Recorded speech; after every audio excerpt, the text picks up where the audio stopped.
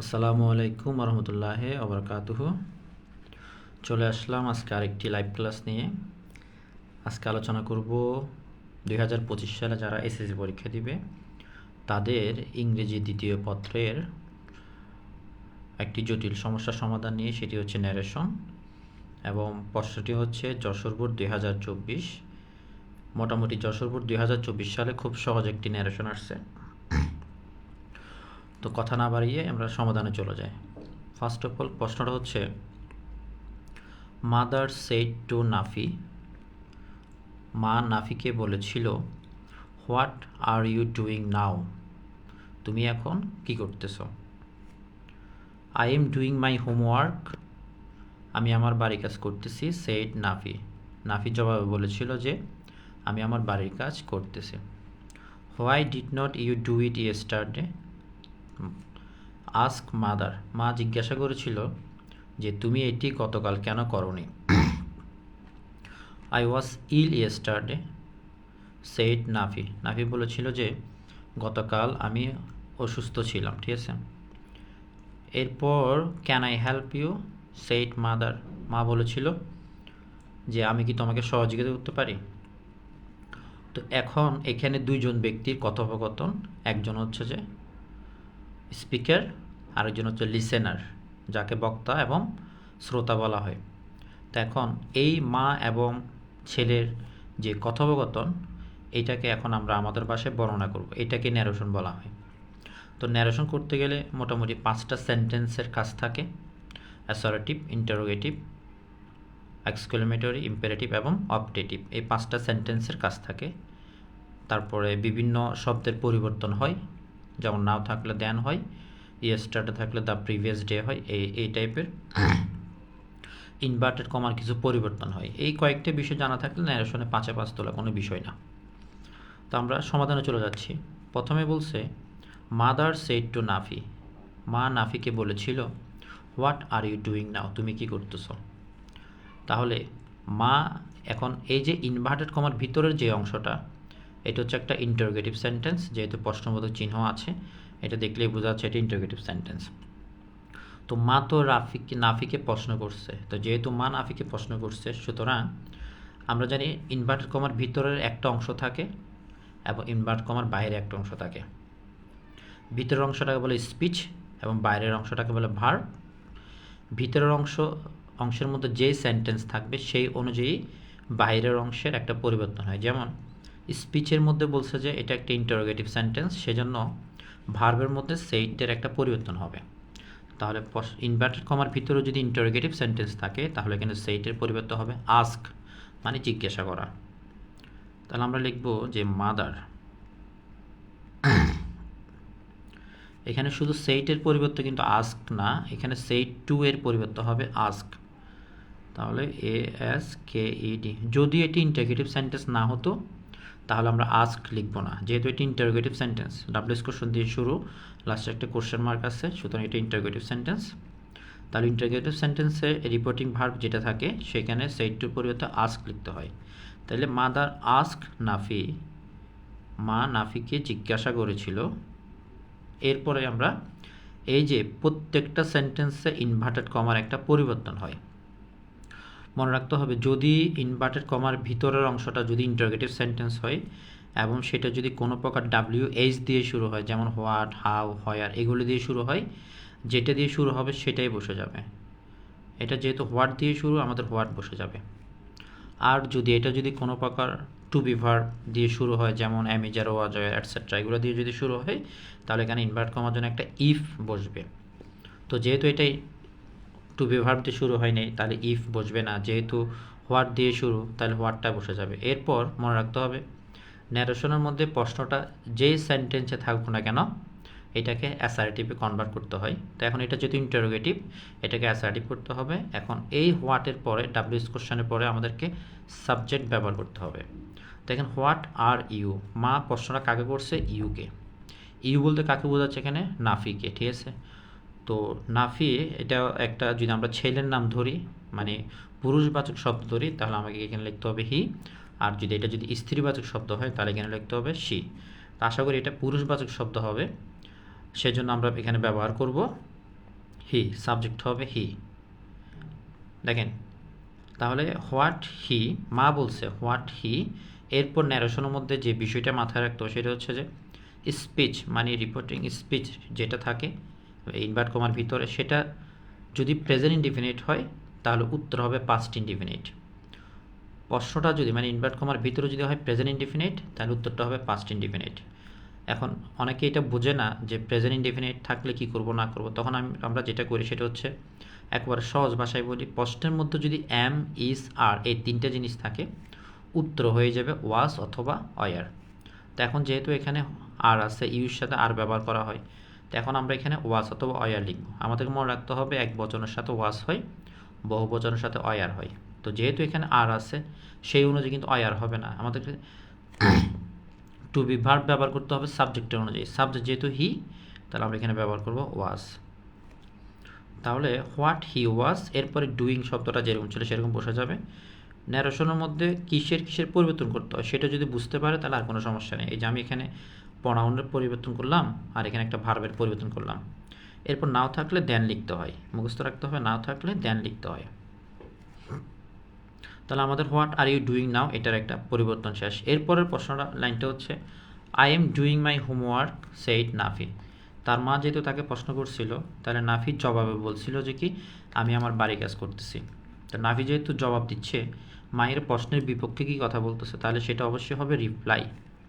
তো আমরা লিখব যে এখানে লেখা আছে সেইড নাফি, আমরা লিখব নাফি রিপ্লাইড দ্যাট।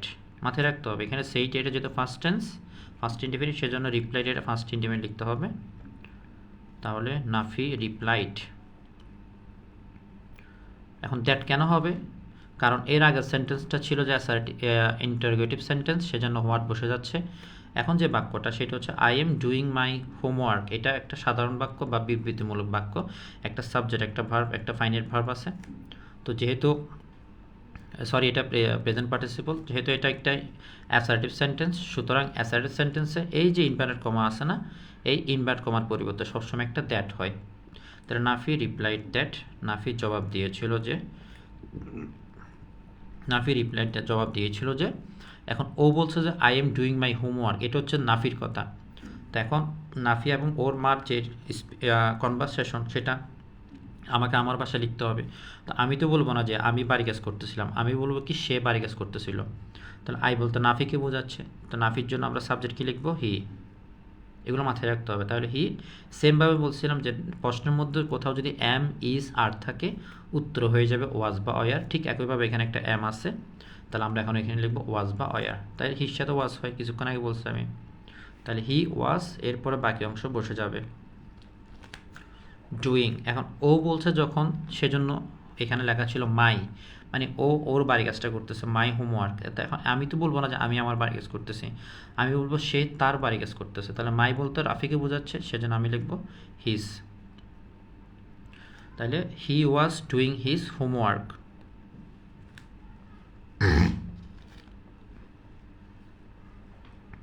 শেষ, এই প্রশ্নটা আমাদের শেষ। এরপর মা বলছে why did not you do it yesterday, তুমি এটি কেন গতকাল করনি। তো মা তাকে কিন্তু বলে নাই, মা তাকে সরাসরি একটা প্রশ্ন করছে। তো যেহেতু মা তাকে একটা প্রশ্ন করছে তাহলে প্রশ্নগুলো আমাদেরকে আস্ক লিখতে হবে। তো মা যেহেতু প্রথমে একবার প্রশ্ন করছে, মা আবার একটা প্রশ্ন করছে, সেজন্য আমরা এখানে লিখতে পারি অ্যাগেন আস্ক অথবা অলসো আস্ক, এই টাইপের কথাও লিখতে পারি। তাহলে আমরা এখানে লিখব মাদার, যেটা আমরা অলসো অথবা অ্যাগেন এই কথাগুলো লিখতে পারি অ্যাডভার্ব। হ্যাঁ, তাহলে mother also ask, interrogative sentence হলেই কিন্তু আমাকে আস্ক লিখতে হবে, আদারওয়াইজ না। সেন্টেন্স বুঝে এখানে সেইটার একটা পরিবর্তন হবে। তা মা জিজ্ঞেস করছে কি why did not you do it yesterday, তুমি এটি কেন গতকাল করনি। তো মা তো ওকে প্রশ্ন করছে, দেখলেই বোঝা যাচ্ছে এটা একটা ইন্টারোগেটিভ সেন্টেন্স। ডাব্লিউএস কোশ্চেন, তারপর হচ্ছে যে একটা অক্সিলারি ভার্ব, তারপর হচ্ছে সাবজেক্ট, এরপর একটা লাস্টে কোশ্চেন মার্ক। তো এখন মাদার অলসো আস্ক, মা আরও জিজ্ঞাসা করেছিল। কি জিজ্ঞাসা করেছিল মা, এখন আমরা বলছিলাম না যে ইনভার্ট কমার একটা পরিবর্তন হয়। এখন এই যে হোয়াই, হোয়াইটা ইনভার্ট কমার ভিতরে অংশ হোয়াই দিয়ে শুরু। তো যদি হোয়াই দিয়ে WH মানে what, how, where, who, etcetera এগুলো দিয়ে শুরু হয়, তাহলে যেটা দিয়ে শুরু হবে সেটাই বসে যাবে। আর যদি এটা কোনো প্রকার to be verb am is are was দিয়ে শুরু হয় তাহলে এখানে একটা ইফ হবে ইনভার্ট কমার পরিবর্তে। তাহলে হোয়াই লেখার পর এখন আমরা সাবজেক্ট লিখবো। এখানে আমি বলছি হোয়াট লেখার পর আমি কিন্তু সাবজেক্ট লিখছি, এখন এই হোয়াই লেখার পর আমাকে সাবজেক্ট লিখতে হবে। এখানে প্রশ্ন কাকে করছে মা? হোয়াই ডিড নট ইউকে প্রশ্ন করছে। তাই ইউ বলতে কাকে বোঝাচ্ছে? নাফিকে। তো নাফির জন্য আমরা কি লিখবো? হি। তাহলে হোয়াই হি। এবার ন্যারেশনের মধ্যে মনে রাখতে হবে স্পিচ যেটা যেটা বক্তব্য ইনভার্ট কমার ভিতরে থাকে অংশটা, সেটা যদি প্রেজেন্ট ইনডিফিনিট হয় তাহলে উত্তর হবে পাস্ট ইনডিফিনিট, এবং ইনভার্ট কমার ভিতরের অংশটা যদি পাস্ট ইনডিফিনিট হয় তাহলে উত্তর হবে পাস্ট পারফেক্ট। এটা মাথায় রাখতে হবে। আমি আবার বলি, ইনভার্টেড কমার ভিতরের অংশটা যদি পাস্ট ইনডিফিনিট হয় সামহাউ, তাহলে উত্তর আমরা যেটা করব সমাধান সেখানে পাস্ট পারফেক্ট করতে হবে। তাহলে পাস্ট পারফেক্ট টেন্সের স্ট্রাকচার হচ্ছে যে সাবজেক্টের পর একটা হ্যাড লিখতে হবে, হোয়াই হি হ্যাড। এখন এখানে যেহেতু না বোধক শব্দ আছে ডিড নট, এখানে যেহেতু না বোধক আছে আমরা এটাকে না বোধক করবো, তাহলে হ্যাডের সাথে একটা নট যুক্ত করব। তাহলে হোয়াই হি হ্যাড নট। এখন প্রেজেন্ট পাস্ট পারফেক্টের মধ্যে কিন্তু ভার্বের পিপি লিখতে হয়, মানে পাস্ট পার্টিসিপল লিখতে হয়। তাহলে এখানে ভার্ব হচ্ছে কি? ডু। তাহলে ডু এর পিপি বা পাস্ট পার্টিসিপল হচ্ছে ডান। ডু এর পিপি হচ্ছে ডান। তাহলে why he had not done it. এখন ওরা যখন কথা বলতেছিল, মানে মা ছেলে যখন কথা বলতেছিল, তখন এটা কিন্তু ওদের জন্য বর্তমান ছিল। তাইলে ইট, এখন এখানে ইট থাকলে আমরা চাইলে ইটও লিখতে পারি, অথবা আমরা চাইলে একটা ইটের পরিবর্তে একটা দ্যাট লিখতে পারি। ঠিক আছে? এখন এখানে একটা ইয়েস্টারডে শব্দ আছে। ইয়েস্টারডে থাকলে একটা পরিবর্তন হয়, যেমন টুডে থাকলে হয় দ্যাট ডে, ইয়েস্টারডে থাকলে লিখতে হয় দ্য প্রিভিয়াস ডে। এই ইয়েস্টারডে শব্দটার জন্য আমরা লিখবো একটা the previous day. The previous day.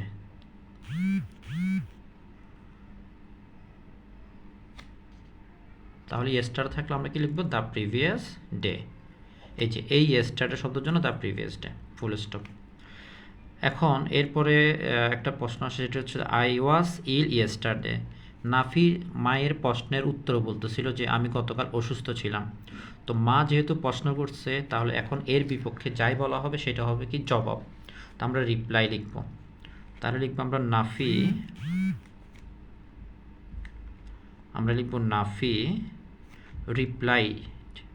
Replied লিখবো। হ্যাঁ, রিপ্লাই লিখলে নাম্বার কেটে ফেলবে।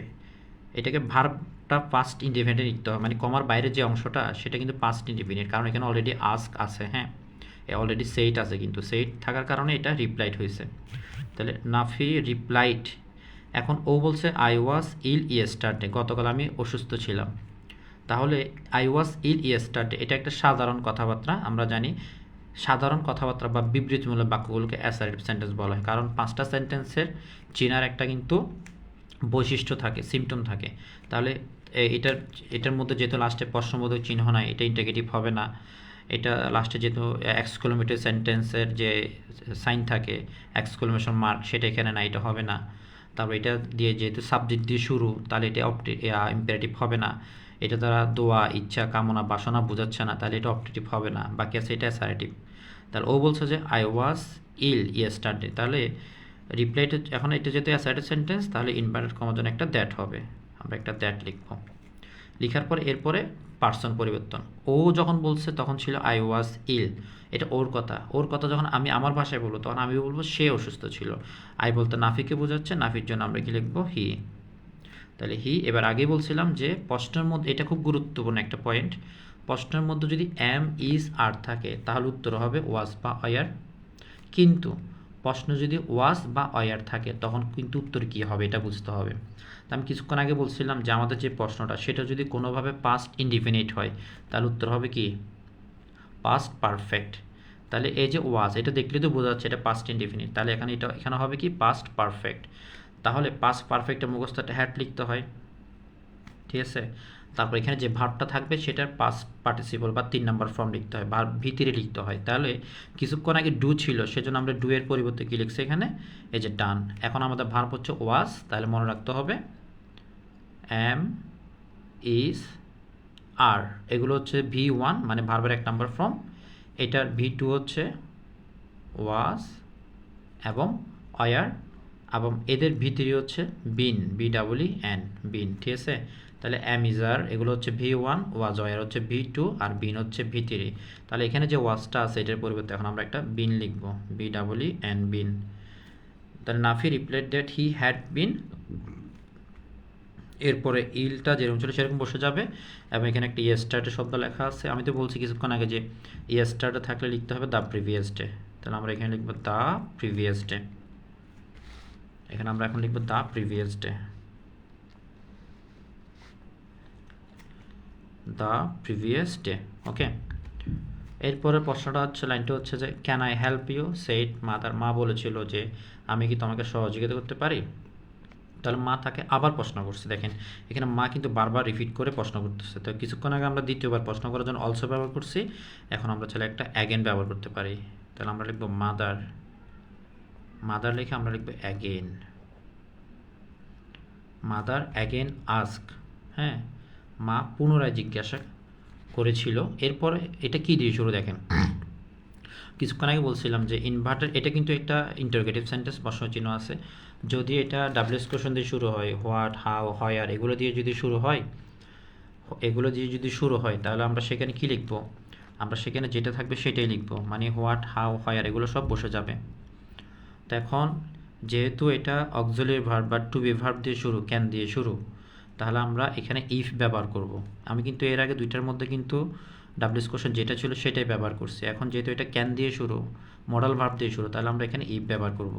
মাদার অ্যাগেন আস্ক, এরপর আমরা লিখবো একটা ইফ লিখে, এরপরে সবসময় আমরা সাবজেক্ট লিখবো। তো সাবজেক্ট হচ্ছে যে এখানে আই বলতে কাকে বোঝাচ্ছে, মাকে বোঝাচ্ছে। মা বলছে আমি কি তোমাকে সহযোগিতা করতে পারি, তো যেহেতু মাকে বোঝাচ্ছে তা আমরা লিখতে পারি ইফ শি।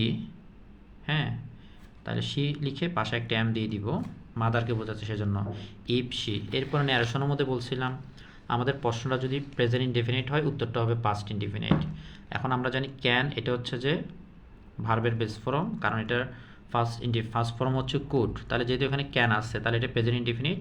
তো যেহেতু এটা প্রেজেন্ট ইনডেফিনিট তাহলে এখানে হবে কি পাস্ট ইনডেফিনিট। যদি এভাবে আমাদের মনে না থাকে তাহলে আমরা সহজভাবে চিন্তা করবো যে ক্যান থাকলে কুড হবে। প্রশ্ন যদি ক্যান থাকে তাহলে উত্তর হবে কুড। তাহলে ইফ শি কুড, আমরা এখানে লিখবো কুড, ইফ শি কুড। এরপরে মডাল ভার্বের পরে যদি এটা অ্যাক্টিভ ভয়েস হয় তাহলে মডাল ভার্বের পরে সবসময় ভার্বের বেস ফর্ম হবে।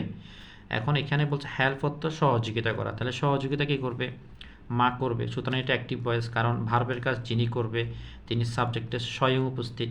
তাহলে ভার্বের কাজ যিনি করবে তিনি যদি সাবজেক্টে থাকে তাহলে সেটা অ্যাক্টিভ ভয়েস, আর অ্যাক্টিভ ভয়েসে মডাল ভার্বের পরে ভার্বের বেস ফর্ম হয়। তাহলে ইফ শি কুড হেল্প, ঠিক আছে। এখন এখানে ইউ বলতে কাকে বোঝাচ্ছে, ইউ বলতে নাফিকে বোঝাচ্ছে। তো যেহেতু ইউ বলতে নাফিকে বোঝাচ্ছে তাহলে আমরা কি লিখবো, এখানে হিম লিখবো, মানে তাকে। শেষ। তাহলে আমাদের যশোর বোর্ডের প্রশ্ন ন্যারেশনের সমাধানটা শেষ। আমাদেরকে মনে রাখতে হবে ন্যারেশন করতে গেলে বেশি কিছু তেমন পরিবর্তন করতে হয় না, কয়েকটা বিষয় মাথায় রাখলে হয়ে যাবে। যেমন হচ্ছে যে পার্সন পরিবর্তন করতে হয়, টেন্স পরিবর্তন করতে হয়, এই যেমন ইয়েস্টারডে, নাও এই টাইপের কিছু শব্দ থাকে সেগুলোকে পরিবর্তন করতে হয়। হ্যাঁ, তারপরে এখানে ইনভার্টার কমার একটা পরিবর্তন করতে হয়। এই কয়েকটা বিষয় যদি একটু ক্লিয়ার হয়ে যায় তাহলে পরীক্ষাতে ন্যারেশনে 5-এ 5 পাওয়া কোনো বিষয় না। আরেকটা বিষয় হচ্ছে যে আমরা যারা দশম শ্রেণীতে তারা কিন্তু এটা অষ্টম শ্রেণী থেকে করতেছে। সুতরাং একটা স্টুডেন্ট যদি 3 বছর পড়ার পরও যদি ন্যারেশন না পারে তাহলে এটা হচ্ছে যে তার জন্য একটা কি বলবো এটাকে আসলে, এই একটা বিষয়ে ছোট্ট একটা গ্রামারের বিষয় যদি 3 বছর করার পর যদি করতে না পারে, এটা হচ্ছে তার অনুশীলনের অভাব। যে যত বেশি অনুশীলন করবে তার জন্য ন্যারেশনটা তত বেশি সহজ হবে। ধন্যবাদ সবাইকে।